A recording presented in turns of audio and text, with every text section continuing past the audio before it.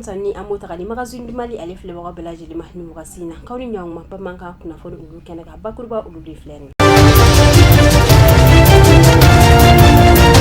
bakuruba kun fɔlɔ la sa an bɛ taa an ka tɛgɛ di ɲɔgɔn ma ale baara o kun kɔnɔna la sa an ka jamana kansigi n'o koloni Asimi Goyita ale kun da Burkina kaw fɛ wagati na an bɛ tila kana o walawala fo ka taa se an ka kunnafoniya nasiraw fɛ sa an bɛ taa justice ko ale buranko ka sa an ka leader parti politique ko ni y'a sa k'a lajɛ olu yɛrɛ kɔni wele bilal'u ma olu da sugu bɛ dugu ye wagati na an bɛ tila kana o walawala fo ka taa se an ka kunnafoniya labanw na sa an bɛ taa an ka dolaji ko ale buranko ka sa Mali capitaine n'o bɛ Salikɛ Amadi Traoré ni y'a sa k'a lajɛ fima fusuma u ye wele bila ma ka yira k'a fɔ ko binan ale seegin de b'a bolo a ka se fima fusuma walasa ka se ka taa yɛrɛ ɲɛfɔ cogo min na an bɛ tila kana o walawala ni an ka bi bakurubaw ye sɔni an bɛna ɲɛfɔli k'aw ye.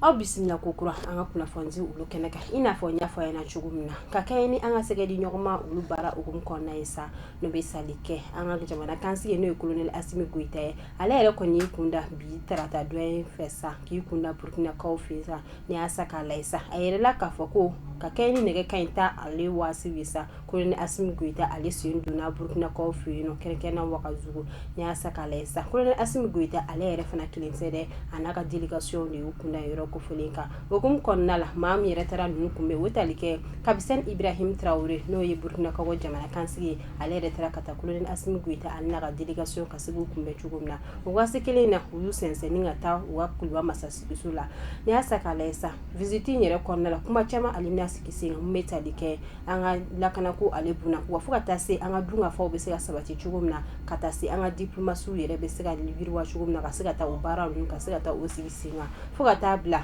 AES yɛrɛ ale yɛrɛ jɛkulu yɛrɛ o bɛ se ka taga ɲɛ hali bi cogo min na k'o baaraw bɛɛ lajɛlen sigi sen kan walasa nin jɛkulu in bɛ se ka yiriwa cogo min na o bɛɛ lajɛlen bɛ nin tagali hukumu kɔnɔna la o de hukumu kɔnɔna la a yɛrɛ la k'a fɔ ko depuis ni kolonɛli Asimi Goyita k'ale nana furancɛ fanga na ko nin ye ale yɛrɛ ka visite fɔlɔ-fɔlɔ ye farafin jamana ale kan n'o yɛrɛ kɛra Burkina Faso ale yɛrɛ ye ko bari sabula an ni Burkina an kɛra faniba ye ko Burkina ni Mali ko bɛɛ lajɛlen jamana kelen ye o hukumu kɔnɔna la sa an bɛ taa an ka justice ko ale bunako ka sa ka kɛ ni parti politique dɔw ye ni y'a sa k'a lajɛ sa tɛgɛ dara olu kan ka kɛ ni u ka baara wale dɔw ye an ka jamana o de kɔnɔna la sa o de hukumu kɔnɔna la brigade d'investigation judiciaire a ye wele bila ni maa ninnu ma sa min yɛrɛ kɛra jeudi 2 juin kalo tile 20 ale yɛrɛ tɛmɛnen sa u yɛrɛ jabalasow la kɛrɛnkɛrɛnna Mustafa Diko n'ale yɛrɛ ye ancien ministre kɔrɔ an ka jamana o kɔnɔna la sa u taara ka taa ale yɛrɛ minɛ f'a jabala la min yɛrɛ bɛ tali kɛ Bako Jikɔrɔni ale yɛrɛ la sa ni y'a sa k'a lajɛ sa kunun tɛnɛ don n'o bɛnna juin kalo tile 20 ale naani san 2024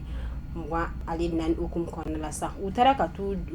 jɔ kiiri tigilama olu ɲɛkɔrɔla la sa ka se ka taa ka t'u ka baara bolo ka se ka o sigi sen kan sa a yɛrɛ la k'a fɔ ko nin maa ninnu yɛrɛ a bɛ tali kɛ maa tan bonyanko la sa k'u yɛrɛ minɛna ka kɛ ni yuruguyurugu baara dɔ ye fo ka taa se baara mun man ka kɛ jamana kɔnɔna la o hukumu kɔnɔna la u ka minɛni kun ye o dɔw ye sa ni y'a sa k'a lajɛ sa ni maa ninnu yɛrɛ bɛ taa maa tan bonyanko la sa n bɛ tali kɛ sa Abdramane Korera n'ale yɛrɛ ingénieur téléphone ale bɛ ko in juru la sa ka taa se Laya Guino n'ale yɛrɛ économiste FSEC ale yɛrɛ kɔnɔna la fo ka taa se Mamadou Traoré n'ale yɛrɛ ye union parti président dɔ ye ale fana bɛ ko kɔnɔna la sa ka taa se Mustafa Diko n'ale yɛrɛ Adima Piaget ale yɛrɛ maa dɔ ye sa fo ka taa se Mamadou Traoré ale fana bɛ tali kɛ Amadou Maïga n'ale yɛrɛ RPM ale vice président waati kelen na sa ale fana ye kalanfa ye Kabala université ale yɛrɛ kɔnɔna la sa fo ka taa se a n'a ɲɔgɔnna caman ma u bɛɛ lajɛlen yɛrɛ kɔni datugura nin waati in na ni y'a sa k'a lajɛ sa kunun tɛnɛ don ka kɛ ni nɛgɛ kaɲi 17 tɛmɛnen sanga 30 hukumu kɔnɔna ye